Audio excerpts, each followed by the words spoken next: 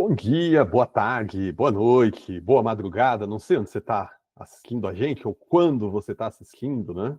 Boa noite eterna aí se você está no Polo Norte e está no inverno, né? Ou bom dia eterno se você está no verão do Polo Norte. Ou bom dia, boa tarde, boa noite se você está na ISS assistindo a gente aí durante o podcast. Vai passar pelos vários períodos do dia, não importa onde você está assistindo. Seja muito bem-vindo a mais um podcast Simplificando o Digital, podcast na Vise. E o nosso tema de hoje é transformação digital na prática. Eu sou Elcio Ferreira, eu sou sócio fundador aqui da Vise, e eu estou aqui com a Tabata e o Igor. Querem se apresentar aí para o pessoal? Oi, pessoal, bom dia, boa tarde, boa noite. Sou a Tabata, diretora comercial aqui na Vise. E aí, pessoal, bom dia, boa tarde, boa noite. Eu sou o Igor, eu sou coordenador de projetos aqui na Vise. E todo mundo, bom dia, boa tarde, boa noite. Que bonitinho, muito bem. Transformação digital. O que significa transformação digital? É um tema que a gente fala muito, a gente trabalha com isso, a gente vê esse tema em muitos círculos e eu vejo as pessoas falando de transformação digital, mas sem dar o mesmo sentido, sabe? Eu já vi pessoas falando de transformação digital e quando você vai perceber na conversa o que ela queria dizer, não era exatamente o que eu entendia por transformação digital. O que é transformação digital para vocês? Acho que depende. Começou. Se fosse de programador. Pode crer.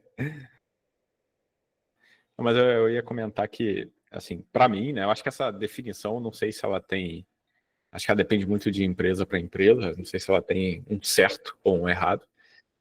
Mas para mim é você entrar na era digital, né? Um negócio que faz tudo manual, que é tudo, sabe, não necessariamente feito por pessoas, mas é tudo um processo manual, não tem um site, não vende online ainda, por exemplo, também seria um exemplo de você se digitalizar mais.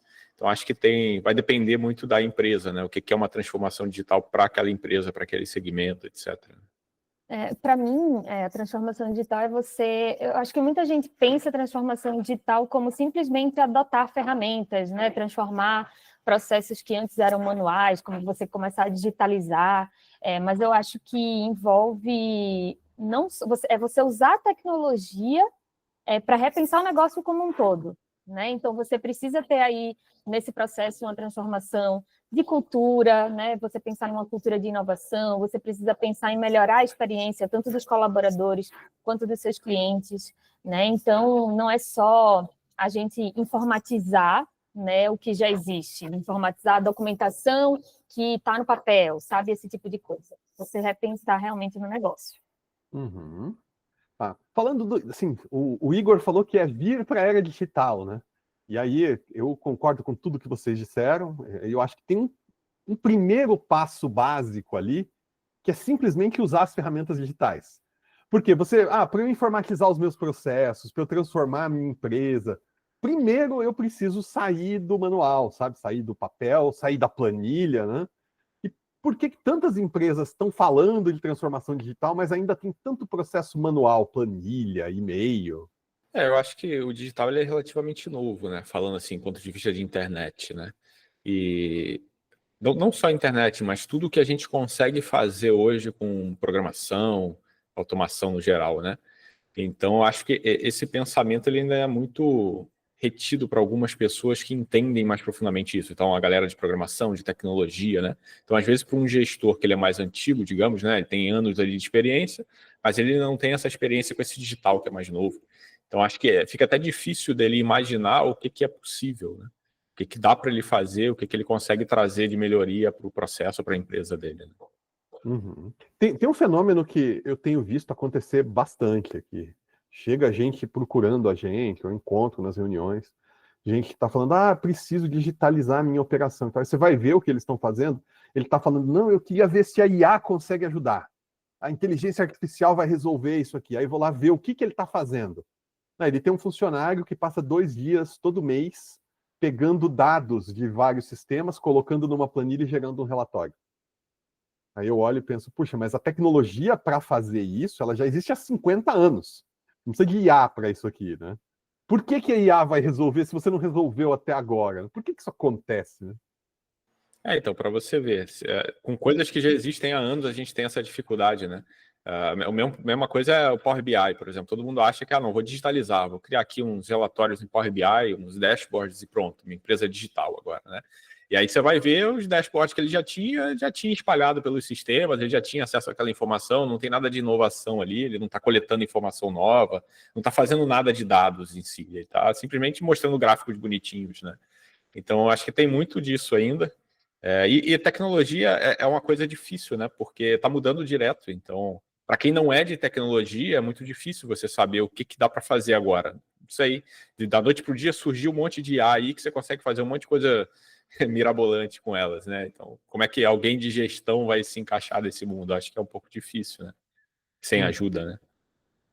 Eu acho que o Igor tocou num ponto que é bem interessante, que volta para a tua pergunta, Elcio, que é por que as empresas ainda estão adotando, né, muitos processos manuais e tudo mais, que é essa questão de ter uma falta de visão clara, né? Eu acho que as organizações elas terminam contratando softwares de forma isolada, enfim, mas não tem uma estratégia, né, por trás disso. Então, o resultado é tipo você termina tendo sistemas aí que não conversam entre si, né, não estão integrados, e aí eles terminam gerando ainda mais trabalho manual. Eu acho que esse pode ser um dos motivos também por trás dessa problemática, né, digamos assim. Eu acho que isso que você falou faz todo sentido. Eu vejo boa parte do trabalho realmente valioso em transformação digital é o trabalho da cola, do Durepoxy, sabe?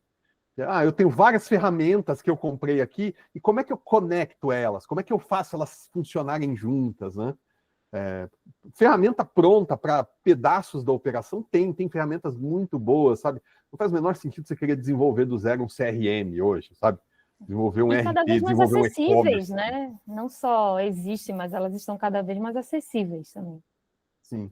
Agora, fazer isso funcionar como um sistema integrado, né? Realmente, acho que é aí que está o desafio, né? Como é que vocês... Eu não digo nem só integrar, Elcio, eu digo até que, assim, isso gera uma quantidade enorme de dados, né? Só que agora, como que a gente transforma isso em informação útil, né? Porque não é só conectar os sistemas, né? É saber interpretar aqueles dados que aquele bando de sistemas tem e transformar isso em informação útil para a operação, né? Acho que essa é uma parte muito difícil também. Isso. Porque Sim, eu acho que o excesso de dados chega até a assustar um pouco as empresas, né? E aí, às vezes, quando você tem essa quantidade de dados e você não sabe usar de forma estratégica, você não sabe interpretar aquilo dali, esses dados eles podem até mais atrapalhar do que ajudar, né? Você precisa ter uma estratégia para você... onde é que eu quero chegar? Qual que é a minha meta, né? Quais que são os meus objetivos, para você, inclusive, saber quais dados que você precisa usar, né? Para você conseguir atingir aquilo dali. Acho que é bem por aí. Eu vejo dois esforços diferentes, em níveis diferentes de maturidade, sabe? Empresas que estão começando no digital, elas têm essa sobrecarga de informação mesmo. É uma sobrecarga cognitiva. Puxa, eu tenho tanto sistema, tanto dado, tanta coisa que eu estou colocando, e tem tanta coisa para resolver ainda, então, que é preciso parar e ter a consciência de que você vai sim perder oportunidades. Porque você vai buscar aquelas oportunidades que são mais simples, sabe? Você precisa esfriar a cabeça, tirar aquele monte de coisa do caminho e ter essa clareza de qual é o meu problema hoje, né? Empresas que já estão num segundo nível de transformação digital, que já estão digitalizadas, já estão integradas, elas têm um problema contrário, porque é preciso tirar os dados da frente, tirar todas as possibilidades da frente para enxergar objetivos claros, senão você não começa. Mas uma vez que você alcançou esses primeiros objetivos, aí talvez seja um bom momento de parar e olhar para o que você está perdendo, para que oportunidades você tinha e que ninguém viu, sabe? De vez em quando eu sou chamado para conversar numa empresa que o sujeito diz, olha, eu tenho isso tudo aqui. O que podia ser melhor? O que dava para ser feito, né? Como eu podia conectar essas coisas? Como eu podia extrair inteligência delas? Então, são dois movimentos que são opostos, mas eles são importantes de ser feitos em momentos diferentes do negócio, sabe? Quando a coisa é muito óbvia, você olha e fala, poxa, isso aqui podia ser melhor, e é óbvio ver como é melhor. Então é preciso tirar da frente tudo aquilo que não resolve o problema óbvio, para você conseguir enxergar um problema micro ali e fazer. Mas uma vez que você fez o básico, né, é bom voltar e olhar para isso tudo, porque pode ter muito ouro ali para ser garimpado. Eu acho que esse papel da consultoria, como você faz com algumas empresas, acho que é muito importante, né? Porque, de novo, né, as pessoas, às vezes, elas são, por exemplo, de gestão, então elas não têm noção do que é possível ser feito, né? E, às vezes, só de você, que é uma pessoa técnica, olhar para a quantidade de informação que tem ali, olhar para os sistemas e tal, você já consegue ter insights do que você pode trazer, mesmo você não sendo do negócio, né? Mas você entendendo um pouco o negócio, você consegue ter alguns insights interessantes e trazer possibilidades para essas empresas, né? Uhum. Bom, você tem perfil diferente, né? O Igor é programador, a Tabata é executiva, né? Trabalham em áreas diferentes do negócio. Como é que vocês enxergam, sobre a ótica do seu papel, os ganhos da transformação digital? Qual que é o maior ganho da transformação digital para você? Eu acho que, para mim, assim, sem dúvidas, as ferramentas que a transformação digital permite que a gente tenha para a gente conseguir vender com mais velocidade, com mais previsibilidade, né? Os dados que a gente consegue ter até mesmo para a gente saber onde a gente onde a gente precisa investir mais os nossos esforços, né? Eu acho que isso daí, para mim, foi o maior ganho que a gente teve. Eu concordo com a Tabata, acho que velocidade é um ponto que afeta todo mundo nesse processo. Eu acho que a qualidade das entregas, falando agora um pouco mais de programação, né, que é mais a minha área, acho que também é bem afetada, né? E levando para um nível além, eu acho que no nosso caso também, né, porque a gente entrega para clientes diretamente, né? São os clientes que a gente está atendendo, está desenvolvendo software para eles, então acho que a qualidade influencia na felicidade desse cliente, né, no que ele está recebendo, que atende de fato o que ele precisava, né? Uhum. Aí você E quais... consegue atender também esses clientes de forma mais personalizada, né? Você consegue oferecer canais diferentes para eles se comunicar e tudo mais. Então, acho que tudo isso conta, né, na experiência. Uhum. E quais são os erros mais comuns que vocês já viram em projetos de transformação digital? Eu acho que um muito comum é você partir do princípio que você vai transformar a sua empresa para cortar funcionário, né? Acho que isso é uma coisa que eu vejo muito, que, assim, você pode até ter algum corte de funcionário, mas eu acho que a cabeça que você tem que ter é outra, né? Você tem que melhorar os processos para você poder usar melhor o tempo daqueles funcionários, né? E não ter um ganho ter um corte de custos porque você cortou pessoas, né? Eu acho que se você começa já com esse pensamento, acho que já começa errado. Então, já a chance disso dar certo no futuro diminui bastante, né? Essa foi um dos erros que eu pensei também, Igor, mas eu acho que tem um outro ponto que eu percebo que é um erro bem comum, que é você querer usar uma só ferramenta como, tipo assim, uma ferramenta que vai resolver tudo aqui na minha empresa, né? Você precisa pegar diferentes ferramentas, né? Então, você vai ter um CRM, você vai ter um BI, você vai ter alguma ferramenta de automação, enfim, ERP, tudo mais, e você precisa integrar todas elas, né? A gente já falou sobre isso aqui, porque nenhuma tecnologia isolada vai resolver o processo de ponta a ponta, né? Tu vai resolver todas as necessidades que a sua empresa tem e tudo mais de ponta a ponta. Então, precisa ser justamente essa combinação de diferentes ferramentas para você conseguir atingir um objetivo. E além das ferramentas, você precisa também integrar os setores, né? A gente vê muita empresa, às vezes, que os setores têm briga entre eles, né? Então, como é que você gere uma coisa dessa e como é que você traz para o digital esse tipo de comportamento, sabe? Então, você tem que tanto dar o entendimento para os setores, o que está sendo feito, e unir eles para que isso seja feito em conjunto e a gente consiga, né, de fato, digitalizar o máximo possível, né? Trazer para o digital o máximo possível, né? Das duas palavras, transformação digital, a mais desafiadora, quando as pessoas olham, elas pensam, pô, digital, negócio de tecnologia, não entendo nada e tal. Mas a mais desafiadora não é a palavra digital, é a palavra transformação, sabe? Qualquer tipo de transformação num negócio exige uma transformação de cultura, exige uma liderança forte que defina para onde vamos, que faça as pessoas comprarem essa ideia, esse sonho, que faça elas terem uma visão clara. Então, eu vejo muito isso, essa falta de visão clara a respeito de para onde vamos, nos negócios como um todo, especialmente no digital, né, de aonde queremos chegar. E no extremo oposto, eu acho que um erro muito comum também é querer resolver tudo, querer transformar digitalmente a sua empresa num grande projeto. Porque eu comparo a jornada de transformação digital com você fazer uma trilha, fazer uma caminhada num lugar que você não conhece. Eu fiz isso muito na minha vida, sabe? Você ir com GPS numa mata, encontrar um determinado lugar. Você faz um plano, você sabe onde você quer chegar, mas o caminho vai ser ajustado. Chega num lugar e, poxa, aqui dava para passar, mas o rio encheu, não tem como passar, né? Ali dava para passar, mas teve um desmoronamento, tem que dar a volta. Ali eu achei que dava para passar, mas o terreno é muito íngreme. Com transformação digital, com um roadmap de transformação digital, acho que acontece a mesma coisa.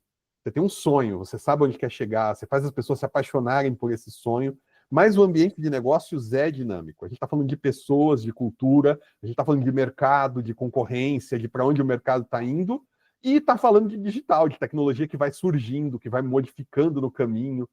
Então, você precisa ter um sonho, saber onde você quer chegar e planejar passo por passo. Vamos dar um primeiro passo que se paga, que deixa as coisas melhor, que me leva em direção àquele sonho, mas não um grande projeto que vai resolver tudo, porque essa, para mim, é a receita do fracasso. Eu acho que também a gente não pode subestimar o passo. Eu acho que esse passo ele é importante, sendo o primeiro passo, ele é importante para ditar se isso vai seguir à frente ou não, né? Então, acho que tem que ser escolhido um projeto que realmente faça a diferença, não seja um projeto gigantesco, mas que também não seja algo banal, algo que não vai fazer diferença nenhuma. Porque ele tem que mostrar a importância dele, imagino, né? Uhum. O que costuma travar mais? A tecnologia, as pessoas ou a cultura? Na minha opinião, a cultura. Acho que é a cultura. Eu acho que tecnologia, na minha opinião, não seria tecnologia, né? Porque não é o que trava, né? As ferramentas estão aí para serem usadas. Eu diria que são mais as pessoas, sabe por quê? Porque são as pessoas que formam a cultura, né? Então, eu acho que o Igor está certo quando ele fala de cultura, mas é indo um passo um pouco para trás, né? Então, você precisa treinar essas pessoas, capacitar essas pessoas, você precisa tentar mudar o mindset delas, né? Justamente para que essa cultura de inovação, né, ter a liderança também à frente, né, desse projeto e tudo mais, para que a cultura ela não seja resistente, né, a mudar esses processos, né, para que tudo não volte justamente para esses processos manuais, para e-mail, para tudo. Então, acho que indo um passo um pouco para trás seria, eu diria, as pessoas. Como convencer os times e as lideranças a mudar processos que sempre funcionaram assim? Isso é difícil, hein? Eu não sei, eu sou do time que acha que você tem que ter tem que ser por exemplo, né? Então, você pegar um processo que seja mais fácil ali de você fazer isso, mostrar o resultado, eu acho que assim fica mais fácil de trazer mais colaboração, né? De fazer as pessoas entenderem o que é aquilo e o resultado, se vale a pena ou não, né? Eu acho que é importante a gente saber que a gente está vivendo num cenário de incertezas, né? A gente até brinca, assim, a única certeza que a gente tem é que a gente está num cenário incerto e a gente não sabe o que é que a gente vai passar nos próximos 5, 10 anos, né? Quem imaginaria 10 anos atrás que a internet, que as redes sociais seriam o que são hoje, né? Estariam permeando tanto a nossa vida como elas estão hoje. Então, não necessariamente o que sempre funcionou até aqui vai funcionar para a próxima década, né? Vai funcionar para os próximos 5, 10 anos, enfim. Então, acho que a gente precisa ter pessoas, né, colaboradores e principalmente lideranças encabeçando essa mudança que mude realmente o mindset, né? Que tenham esse mindset, esse pensar digital, né? Então, eu acho que é muito isso. Acho que, por exemplo, a gente teve, acho que é o exemplo que a maioria das pessoas usa hoje em dia, e eu vou trazer para cá também, a questão da pandemia, né? Quem imaginava, e lá, quando a gente estava lá em 2019, trabalhando no escritório lá na Vise, né, Elcio? Porque o Igor não estava ainda nessa época na Vise, mas assim, quem imaginava que no ano seguinte a gente ia passar por uma mudança tão profunda, né, por uma situação, né, muito intensa, que iria provocar mudanças tão profundas na nossa forma de trabalhar. Então, assim, tudo que vinha funcionando até 2019, lá para a Vise, não necessariamente funcionou para o que veio depois, né? Para o que veio aí no contexto da pandemia e tudo mais. Então, acho que a gente precisa realmente mudar essa mentalidade, sabe? Acho que é importante a gente fazer essa provocação nas pessoas para que elas saibam que, assim, nem sempre o que funcionou até agora vai funcionar daqui para frente. Eu concordo, Tabata, mas eu acho que a gente já deveria estar melhor preparado, porque se você pegar o mercado de tecnologia, isso sempre foi assim, né? Você sempre teve grandes mudanças que mudam totalmente. Por exemplo, surgiu computadores modernos, digamos, mais potentes. As empresas começaram a adotar, mudou totalmente a dinâmica de como você trabalha no escritório. Surgiu a internet, vou dar um salto maior. Surgiu a internet, mudou de novo totalmente a dinâmica. Agora surgiu a IA, muda de novo totalmente a dinâmica. Vem uma pandemia no meio, também muda a dinâmica. Então, assim, eu acho que quem está nesse mercado empresarial, acho que ele já deveria estar preparado para esse tipo de mudança. Eu acho que é uma coisa que eu concordo com você, a gente tem que pensar nisso, mas acho que já era para a gente estar pensando nisso há muito tempo, não era para agora a gente estar começando a pensar nisso, entendeu? Eu acho que a única... Você está corretíssimo, acho que a única diferença que a gente tem hoje em dia é a questão da velocidade. Quando surgiram computadores, lógico, houveram mudanças ali naquela época, mas nada foi tão veloz, tão rápido, quanto as mudanças que a gente sofre hoje, sabe? Eu acho que tem uma... Isso daí pega bastante nessa pergunta que o Elcio fez. Eu não sei. É porque, assim, se a gente for analisar pontualmente, vamos dar um exemplo bobo de antigamente. Quando a Microsoft mudou o Windows 3.1 para o Windows 95, você teve uma mudança gigantesca. Não é comparável, talvez, a IA, mas você imagina, todo mundo estava acostumado com um terminalzinho ali, umas interfaces bem básicas ali, e de repente você tem um sistema multitarefa. Como é que as empresas como é que as pessoas dentro da empresa lidavam com aquilo ali? Ninguém sabia usar aquele negócio. É tipo a IA agora, né? Ninguém sabe usar, para que serve? O que eu faço com isso, sabe? Então, assim, se você for analisar pontualmente no decorrer do tempo, a gente sempre teve grandes mudanças, né? A questão é que a gente é lento, realmente, para se adaptar. Eu acho que isso que tem que mudar, né? Agora, com a tecnologia, é claro, essa velocidade vai cada vez aumentando mais, né? Então, se a gente não se adaptar o mais rápido possível, a tendência é que no futuro seja cada vez mais difícil, né? Às vezes acontece também, e não é o caso de todo mundo, de todos os cenários, mas já vi acontecer bastante também, uma certa arrogância de quem domina a tecnologia ou de quem está conduzindo um processo de transformação, sabe? Que você chega lá numa operação e aí, poxa, tá lá um executivo da empresa do lado de um técnico, um programador que vai resolver tudo e tal. E eles vão lá visitar a operação e lá tem um senhorzinho que trabalha lá há 40 anos, que faz aquele trabalho ali, tá para aposentar, e ele sabe fazer o trabalho, e eles chegam lá e falam, agora tudo vai mudar, vamos colocar aqui computadores, máquinas, integrar a internet, inteligência artificial, e vai mudar o seu processo. E sim, vai acontecer, vai mudar o processo. E talvez o senhorzinho perca o emprego, inclusive, e tal, né? Mas ele tem uma sabedoria, ele tem um conhecimento acumulado ali, de estar fazendo aquilo, de estar perto da operação, de estar no dia a dia, que muitas vezes a gente não traz essas pessoas para ser parte do processo, sabe? A gente não as escuta de verdade, não entende de verdade as dores delas, não as torna coparticipantes do processo. E é um equilíbrio difícil, porque não dá para fazer um processo de transformação numa empresa que envolve transformação cultural de maneira completamente democrática. Precisa ter liderança, né, sabe? Que aponta caminho, que aponta direção. Mas as pessoas têm que ser trazidas e ser parte do processo também. Se sentir escutado, sentir que a pessoa que está tocando a transformação veio ali, absorveu o seu conhecimento, a sua sabedoria, entendeu as dores que ele teve nos 20 anos que ele está resolvendo aqueles problemas ali na linha de produção, ali perto da operação, sabe? E que o que vai vir foi feito, construído em cima desse conhecimento. A gente muitas vezes ignora isso, e é natural que a resposta seja resistência, né? Acho que desse ponto que você falou, Elcio, tem uma coisa importante aí, que é a necessidade da gente ouvir o cliente, né? E, assim, só mudando um pouco esse aspecto, não necessariamente o cliente é quem está comprando o seu produto lá no final, né? Porque você tem o cliente que usa o software lá que você está integrando, né? Você tem o cliente que participa do processo ali para a produção de alguma coisa. Ele, de certa forma, ele é um cliente, né, de algo. Então, acho que basicamente resumindo o que você falou, né? Acho que a importância de você ouvir o cliente, né? Entender quais são as demandas e as necessidades dele, né? É desafiador mesmo, cara, assim, tecnologia, a gente fala um idioma muito próprio. Aqui na Visa a gente é generalista, então num dia eu tô com uma reunião com uma indústria de linha branca, no outro dia estou com uma reunião com uma indústria de base, no outro dia com alguém do varejo de moda, no outro dia estou com uma reunião com um banco, e a gente percebe que cada negócio tem o seu próprio idioma também, né? E aí a gente traz junto designers para lidar com esse negócio. E designers têm sua cabeça, seu idioma, suas ideias também.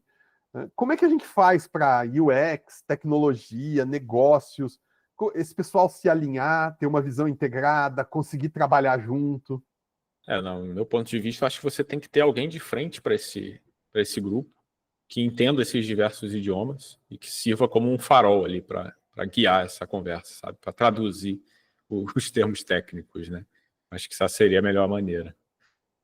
Eu acho que, pelo tempo, né, que eu venho trabalhando aqui na Vise, que eu percebi que é uma coisa que a gente faz muito nos projetos, é a questão de você ter uma linguagem comum, né, entre os especialistas de negócio. Então, assim, quem é que está pensando o software, né, a pessoa que está lá desenhando, definindo como que o software deve ser, enfim, e os desenvolvedores, né, que são as pessoas que estão propriamente construindo aquele software dali. Então, eles precisam ter uma linguagem comum para que todo mundo se entenda, né? Então, beleza, vamos criar como chama, um glossário, né, com termos ali, definições, porque, por exemplo, tem empresa que você vai abrir um chamado, né? Tem empresa que vai chamar de chamado, tem empresa que vai chamar de ticket, tem empresa que vai chamar, cada um vai chamar de uma coisa. Então, a gente até falou disso, né, Elcio, num vídeo que a gente fez e tudo mais. Então, você ter essa linguagem, que é o que a gente chama de linguagem ubíqua, é muito importante para que todo mundo se entenda, né? E até mesmo também colocar para todo mundo que está ali participando os termos também que não funcionam, né? E por que não funcionam? Então, olha, para a gente, ticket não funciona. Por quê? Por causa disso, né? Então, para que todo mundo esteja na mesma página e entenda a importância de não utilizar aquele termo ali, né? Aquela linguagem, enfim.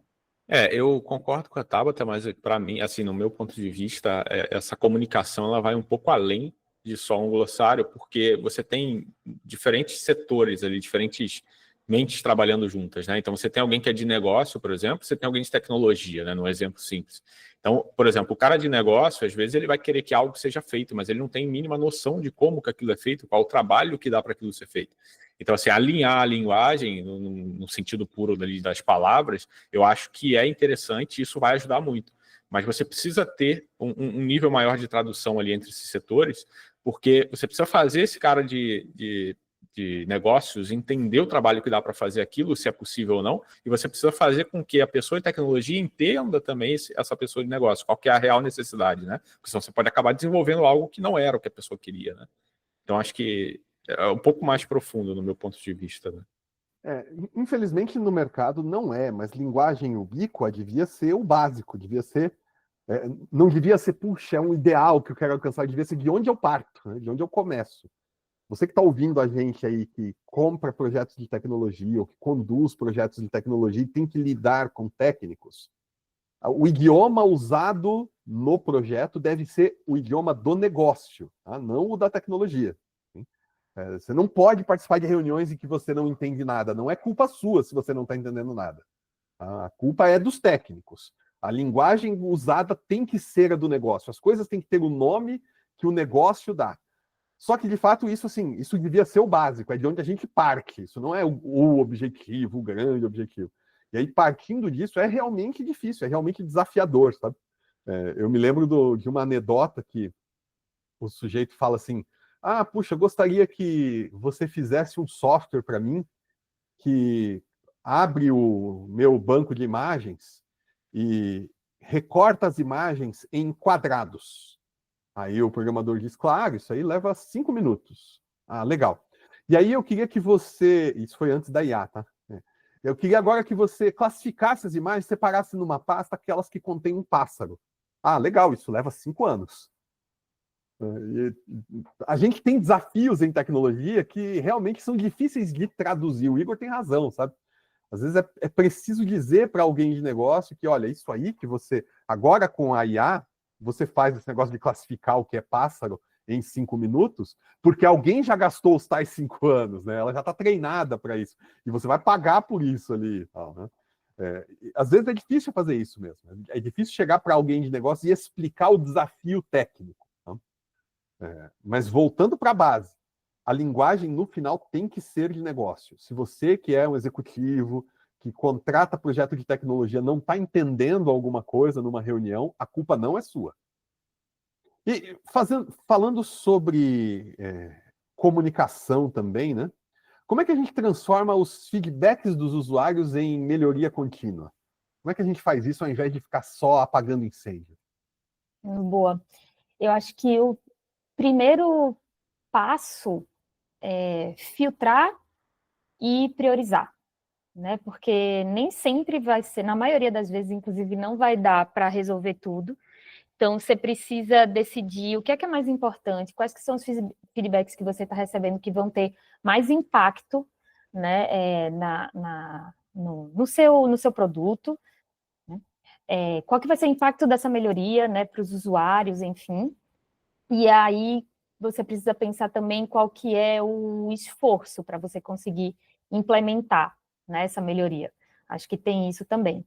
Então, a partir daí, você começa a tentar pegar quais que são os que têm mais impacto e que vai te gerar menos esforço para você começar a implementar, né? E depois disso, você precisa criar um processo para você, de fato, concretizar essas melhorias, essas mudanças, né? Ou seja, você vai transformar esses feedbacks em ações concretas. Você vai criar um processo para que uma pessoa, quem é que vai estar responsável para resolver essa tarefa daqui? Então, né, colocar cada pessoa para uma tarefa específica, colocar ali o responsável e um prazo também é muito importante, né, para que aquilo dali seja feito. Concordo com o que a Tabata disse, eu só adicionaria aí, como eu sou de tecnologia, né, o uso das ferramentas corretas para você coletar e catalogar esses tipos de feedbacks, né, para poder deixar mais fácil essa tomada de decisão do que é importante ou não, né. Mas acho que o pensamento é esse. Tem coisa que a gente acha que é um grande desafio, mas só faltou alguém parar e pensar num processo, né? É simples. Então, ferramenta, processo, alguém olhar para isso. Se alguém estiver olhando para esses feedbacks e vendo o que aqui eu poderia transformar em melhoria, de fato, do software, né? O simples fato de ter alguém cuidando disso já vai resolver as coisas. E hoje na era da IA também, né, só puxando um pouco esse gancho, acho que se torna até mais fácil, né, porque antigamente você teria que fazer todo um processo manual de ler, analisar cada feedback e tal. Hoje você consegue pegar um modelo e mandar ele tirar ali um resumo daquilo tudo, ou enfim, agir de alguma forma que vai facilitar, diminuir o volume de dados que você tem que de fato analisar, né, então isso facilita muito, né. Até que ponto a liderança deve direcionar quem vai fazer o quê versus deixar os times se auto-organizarem? Igor? Estava esperando por você. Você é líder, eu acho que você, né, trabalha aí na área mais técnica, mas assim, né, falando por mim, assim, de como funciona muito bem, assim, para a gente na Vise, é a questão de, assim, os líderes, eles precisam sim tomar algumas decisões sozinhos, né? Tem decisões que geram impacto, risco mesmo para o negócio. Então, acho que esse tipo de decisão deve partir de líderes, né? Mas aí as ferramentas, as metodologias, esse tipo de coisa, eu acho que precisa ser o time que deve decidir o que é que funciona melhor para eles, né? O que é que vai funcionar melhor para aquele projeto, para aquele tipo de trabalho, para que eles consigam realmente entregar de forma, enfim, de forma mais rápida, entregar mais valor e tudo mais. Então, eu acho que é isso, assim, o líder, ele deve dar direcionamento com relação aos objetivos, né, do que é que deve ser entregue, objetivos do projeto e tudo mais, mas questões ferramentais e de metodologia fica com quem está ali na squad, está ali no time, né? Porque eles vão escolher o que é melhor para eles no dia a dia, para eles serem mais produtivos e tudo mais. Eu concordo, eu sou do time aí que acredita que os times têm que se autogerir, né? Eles têm que ter autonomia, mas eu acho que tem coisas que impactam isso aí, né? Então, por exemplo, a cultura que a gente falou agora há pouco da empresa, né? Eu acho que tem que existir essa abertura, mas ao mesmo tempo você tem que ter pessoas que sejam capazes de se autogerir, né? Eu sei que nem todo mundo consegue isso, né? Então, assim, você tem que ter times preparados, você tem que ter uma cultura adequada para que isso seja possível. E, assim, a exemplo da Vise, por exemplo, que a gente pratica isso internamente, então acho que isso funciona muito bem quando você consegue casar essas duas coisas. Mas se você deixar alguma delas de lado, provavelmente você vai acabar num cenário caótico aí, né? É uma linha tênue entre você não pode querer super controlar, microgerenciar, é horrível isso, sabe? A liderança precisa apontar a direção e deixar que as pessoas descubram como chegar lá, que elas construam isso. Mas também você não pode deixá-las sozinhas nesse processo, né? Se vira aí, eu vou cobrar só o resultado. É preciso acompanhar, é preciso ajudar, é preciso ensinar. Então é uma linha tênue entre o excesso de controle e o abandono, né? Vocês conseguem lembrar de exemplos, compartilhar exemplos de experiências de transformação digital que realmente mudaram a experiência do cliente, mudaram a vida das pessoas nas empresas? Você fala de clientes daqui da Vise, Elcio? Pode ser. Eu acho que um exemplo bem grande, né, que a gente tem aqui na Vise é o do aplicativo da Vero, né, que a gente desenvolveu e hoje a gente, né, mantém aí, ajuda a manter, né, ajuda a equipe da Vero a manter esse aplicativo. O aplicativo intuitivo, ele hoje tem uma das maiores notas do segmento, né, de provedor de internet, tanto na App Store quanto na Google Play. Então, é um aplicativo que os clientes da Vero mostram, né, que estão bastante satisfeitos, eles conseguem, intuitivo, então acho que melhorou muito a experiência deles com a empresa, né, com a Vero.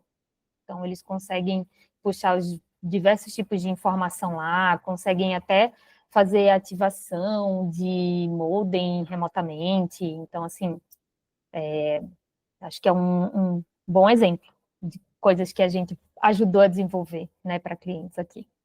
Vero é um exemplo interessante porque o aplicativo ele é só a ponta do iceberg, né? Então, quem está de fora vê o aplicativo, né? Ou vê o site, o portal de acesso do cliente, que é de onde quem está de fora da operação vai enxergar o que foi feito. Mas tem muita tecnologia por trás ali, sabe? Integração entre os BSS, os sistemas de controle de fato de provedor lá nos campos, que a Vero cresceu comprando provedores, né? Então tem vários BSS, integração com parceiros da Vero para ativação dos serviços de valor agregado quando você compra, processos de billing, captura de dados, tem um monte de tecnologia por trás que de fato transformou o ecossistema interno, né? Desde o vendedor na loja, lá na ponta, que está usando software lá, isso foi integrado, foi modificado, né? Até a integração com as maquininhas de cartão de crédito lá na loja da Vero, lá na ponta. Então, a gente criou uma integração entre todos esses pontos de contato com o ser humano no processo. Então, o aplicativo é só aquilo que quem está de fora consegue ver, né? É verdade. O outro caso que a gente tem parecido com o da Vero seria o da Alper, né? Acho que o Elcio consegue dar um pouco mais de detalhes aí, mas também com relação ao aplicativo, né? Não necessariamente isso tem que se limitar a um aplicativo, mas é o que, de novo, né? Quem está de fora consegue ver, né? Então, E a Alper é um desafio bastante especial também, né? A Vero é uma empresa de tecnologia, pensa, um provedor de internet, né? Então, na ponta, a entrega da Vero é tecnologia. Ele te entrega lá um modem na sua casa para você se conectar, um chip de celular e tal. E já tinha tecnologia comandando o processo. Ela não estava integrada, não estava tudo funcionando junto, né? A Alper já é um caso completamente diferente, está em outro negócio, né? A Alper é uma corretora de seguros que lida com seguradoras, que é um mercado super tradicional. Sabe? Então, a gente encontrou lá muitos processos no papel, muitos processos no e-mail, muitos processos na planilha. Né? Então, o desafio de integração, de transformação. Mas são duas empresas que eu admiro muito, porque, claro, a gente fornece tecnologia, a gente fornece consultoria, mas eu preciso elogiar as áreas de transformação digital dessas empresas, os esforços internos, sabe? Uma liderança com uma visão clara do que estava fazendo, apostando na tecnologia, sabendo onde colocar os recursos, né? Isso é um negócio que nesses dois clientes eu poderia falar assim de boca cheia, que a gente encontrou clientes onde é muito bom trabalhar, né? E são dois casos realmente em que o processo de transformação da operação com o qual a gente pôde colaborar, né, realmente mudou a vida das pessoas que estão lá na operação, que estão lá nas pontas, né, lidando com as máquinas. A transformação digital também vai ter casos assim, onde a gente vai lidar com só um pedaço do processo, né, e é um pedaço que uma otimização nesse pedaço pode fazer toda a diferença, sabe? É o caso, por exemplo, da Aramis. A Aramis é aquela marca de roupa masculina, né, em que a gente cuida de e-commerce para eles. E a gente cuida de integrações no e-commerce, cuida de UX do e-commerce, que é só um pedacinho do processo, mas é um pedacinho que faz toda a diferença, sabe? Um pedacinho onde as otimizações de e-commerce ali aumentaram em mais de 180% a taxa de conversão. Então, você imagina como isso impacta o resto da operação toda. Então, é um processo de transformação digital, mas que não começa do centro para as pontas, né? Da ponta para o centro. Lá dentro, a Alper tem tecnologia, está fazendo transformação digital também, mas é muito bom poder colaborar só com esse pedacinho. Outra pergunta para vocês: o que é mais barato? O que funciona melhor? Planejar muito ou mudar de ideia rápido? Mudar de ideia é rápido, mas você tem que ter algum nível de planejamento, né? Não dá para só mudar de ideia. Eu acho que isso aí a gente não precisa nem pensar, né? Trabalhando aqui na Visa, a gente sabe que o que é mais barato é mudar de ideia rápido. Porque mudar de ideia em desenvolvimento de software é muito mais barato do que se você tiver num projeto, né? Por exemplo, a construção de uma ponte, construção de um prédio, o que seja. Né? Você consegue realizar essas mudanças.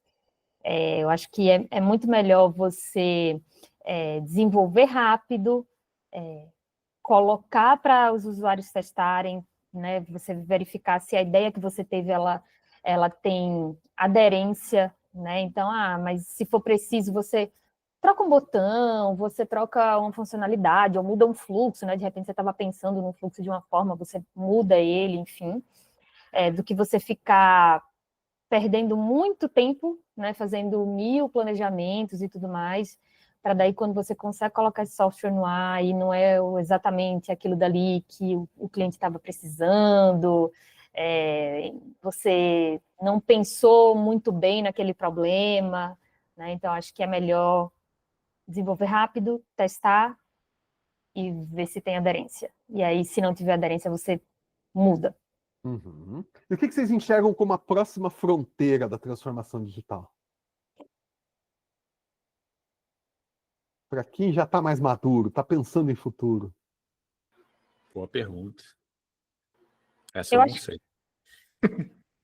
Eu acho que é nessa onda que a gente está hoje de inteligência artificial mesmo, né? Você pensar, porque eu acho que talvez a primeira onda assim da transformação digital foi você digitalizar, né? Levar os processos para o digital. A segunda talvez tenha sido você integrar tudo isso, né? Acho que a terceira é justamente você fazer uma transformação inteligente, né? Que é você usar a inteligência artificial para você conseguir tomar decisões de negócio, né? De forma mais acertada, de forma mais preditiva, de forma mais personalizada também. Eu acho que seria essa, que é a que a gente está passando agora. Mas esse negócio de IA generativa e tal, isso aí não é moda?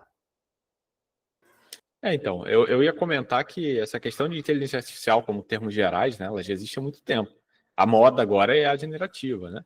Só que é uma moda que veio para ficar, né? Eu acho que isso não é uma coisa que daqui a pouco todo mundo vai esquecer e pronto, né? A gente volta ao que a gente tinha antes, né? Mas também não acho que é uma coisa tão revolucionária, né? É algo que já veio crescendo, é claro, mudou muita coisa, mas é algo que já veio crescendo aí com o tempo, né? Desde a década de 50 a gente tem esses conceitos de inteligência artificial, né? Então, não foi algo que surgiu da noite para o dia. Para algumas pessoas que não seguem esse setor, não entendem de tecnologia, talvez seja algo que surgiu da noite para o dia, né? Mas em contexto geral, não é, né? Agora, o que eu vejo como talvez algo que seja mais disruptivo ainda e que seja um desafio enorme, aí pensando em futuro, né, seria a computação quântica, né, que está cada vez mais próxima e que aí sim pode mudar bastante a forma com que a gente faz software, com que a gente lida com o computador, etc., né? Sobre esse negócio da linha do tempo da inteligência artificial, eu achei a sua visão um pouco tecnicista, é a visão de quem está dentro do processo, sabe? Porque tem um momento, um ponto de virada, em que a tecnologia alcança ali um nível de qualidade, de maturidade, que para o técnico é só uma evolução normal. Sabe? Aconteceu, mudou, chegou um ponto ali que. Mas que para a pessoa que está querendo usar na prática, ele olha e fala: bom, agora mudou tudo. Sabe? Então, eu uso smartphones desde que eu tinha lá o meu Nokiazinho com caneta, e eu usava na canequinha o Nokia e tal. Sabe? Quando veio o iPhone, a gente olhou para o iPhone, e a gente que é da área, eu olhei para o iPhone, cara, isso aqui é muito melhor do que qualquer outro que eu já tive. Mas é só mais um smartphone. Não era só mais um smartphone. Aquilo marcava um ponto de virada, uma melhoria. A tecnologia se tornou tão boa a ponto de o cara que não era um técnico, eu usava o meu celular com a canequinha, sabe? E esperava quando clicava, e sabia os truques e tal. Mas a pessoa que não é técnica, ela não conseguia usar aquilo. A tecnologia chegou a um ponto tal em que a qualidade aumentou a ponto de uma pessoa não técnica pegar. E eu lembro dos vídeos na época do macaco usando iPhone, as pessoas mostrando, olha como é fácil.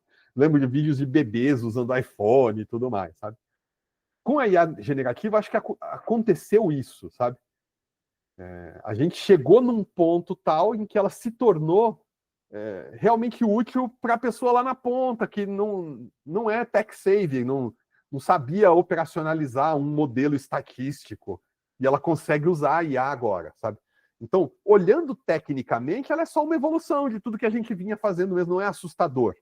Mas olhando para o resultado que isso tem para o negócio, eu acho que é sim revolucionário, assim, sabe? Que é como as revoluções tecnológicas acontecem, sabe? Não é uma invenção, mas a soma gradual de pequenas invenções e pequenas melhorias que chega um momento que ajunta as coisas a um ponto que vai fazer diferença na vida das pessoas. Por outro lado, tem um componente de hype enorme no momento que a gente está vivendo hoje, sim. Tá? Não sei se vocês já ouviram falar da febre das bicicletas do século XIX. Não. A bicicleta foi inventada na forma que a gente conhece hoje no século XVIII, né? Mas a produção em massa de bicicletas vem com a Revolução Industrial, vem melhorando e tal. Até que no século XIX a bicicleta se torna um veículo realmente muito viável para se produzir. Só que a produção era cara. E aí há um momento no século XIX, ali, por volta da metade do século, que as famílias americanas descobrem isso. E os Estados Unidos vivem uma febre de bicicletas. Todo mundo quer ter uma bicicleta. Ter uma bicicleta é um símbolo de status. E famílias econômicas. Lei da oferta e da procura, né? As fábricas estão começando a produzir. Não tinha bicicleta para dar conta de toda a demanda. O preço das bicicletas começou a subir. E chega um momento de famílias fazerem economia um ano inteiro para comprar uma bicicleta, para ter uma bicicleta, sabe?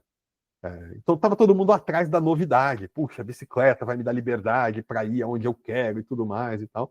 Correndo atrás disso, e um monte de gente fez um investimento ali que foi no momento errado, sabe? Comprou uma bicicleta por um preço, um negócio que hoje a gente olha e fala, acha risível, né? A pessoa juntar dinheiro um ano inteiro para comprar uma bicicleta, né? E era aqueles modelos barra forte, né? Não era bicicleta de corrida e tal, né?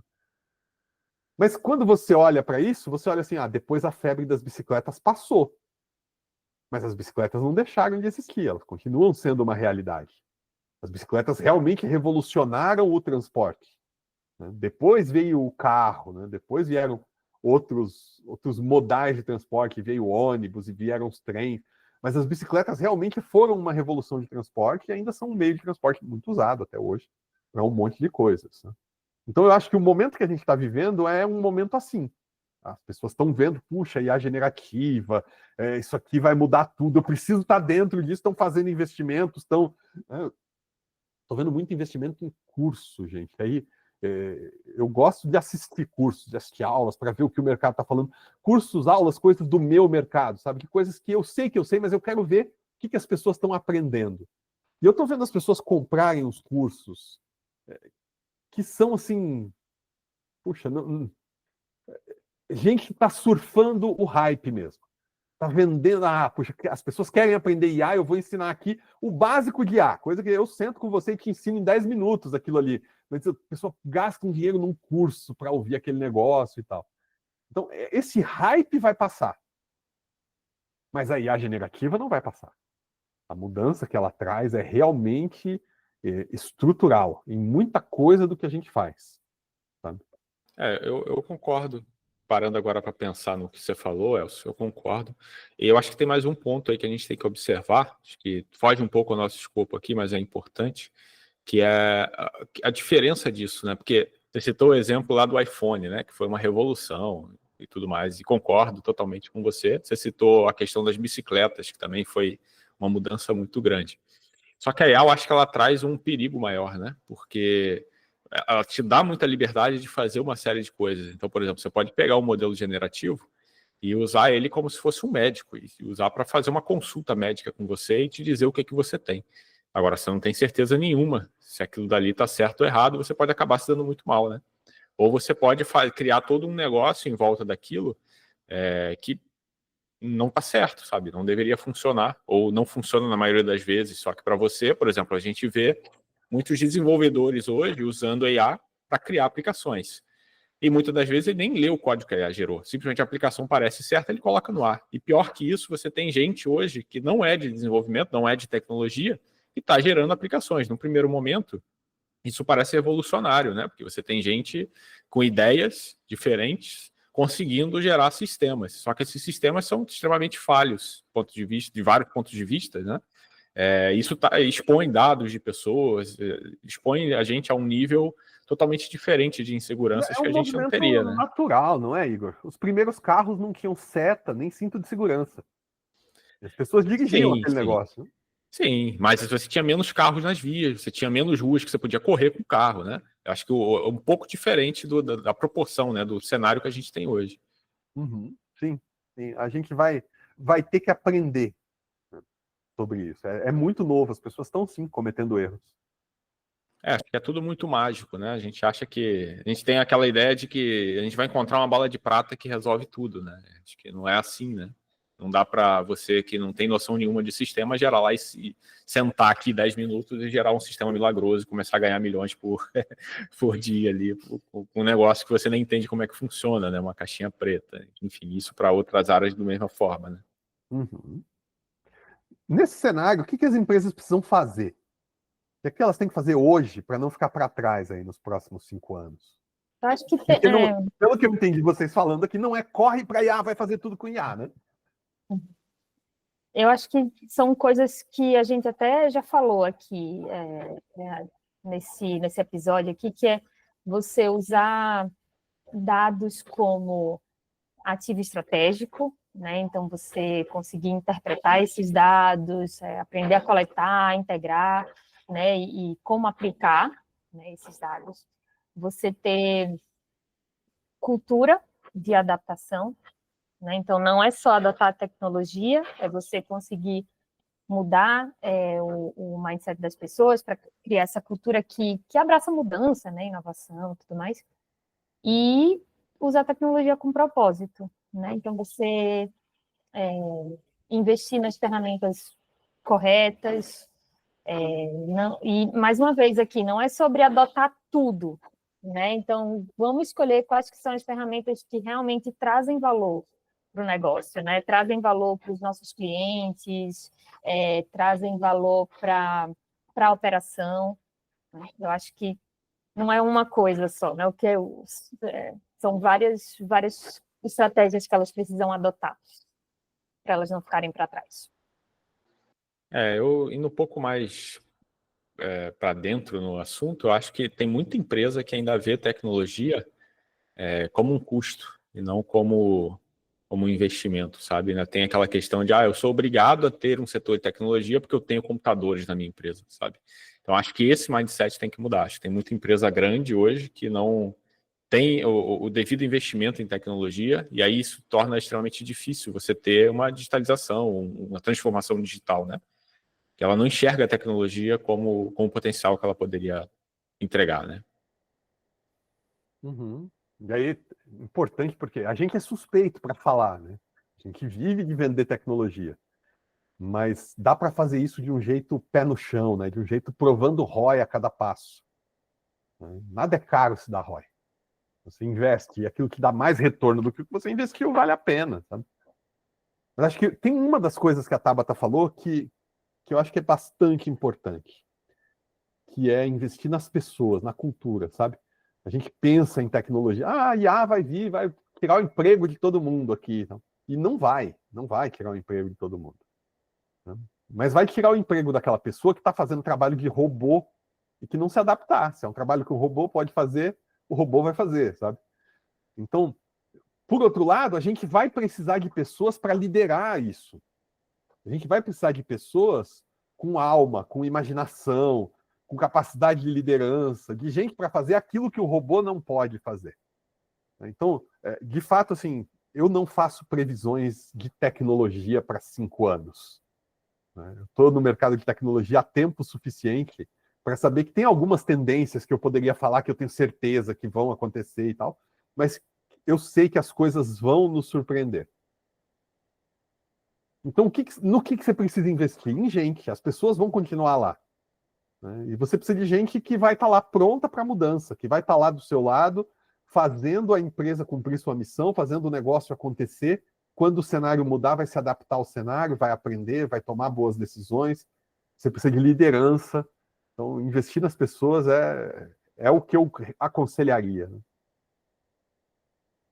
Um conselho final, um conselho prático, assim, para uma empresa que está começando agora a jornada de transformação digital? Eu já dei o meu. Começar pequeno. Né? Você começar pequeno, mas tendo uma clareza de propósito. Então, você precisa escolher um processo que seja crítico, né? E que traga valor, né? Valor real para o negócio. Digitaliza aquele processo dali. Você até, acho que no iníciozinho do episódio falou isso, né? Empresas que querem abraçar o mundo, mudar tudo de uma vez, ter um grande projeto, tudo mais. Não faz isso. Começa pequeno, vai tendo passo aos poucos para você ir tendo ROI ao longo do processo. Eu acho que isso traz um resultado mais rápido, né? E aí vai mostrar valor. A liderança vai engajar as equipes e tudo mais. Acho que meu conselho seria esse. Eu não sei, eu acho que a empresa, os gestores têm que ter coragem de tentar, né? Para muitos setores a tecnologia ela ainda é muito mística, né? Quem sabe muito bem como que as coisas funcionam. Eu acho que nesse cenário você tem que ter ali aquela cabeça empreendedora de ter coragem e tentar. E seguindo também o conselho da Tabata, que eu acho que é fundamental.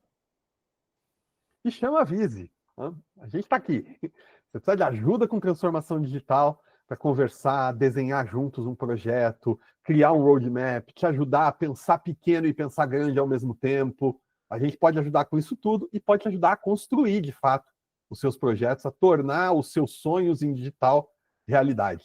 Beleza? Até o próximo episódio. Valeu!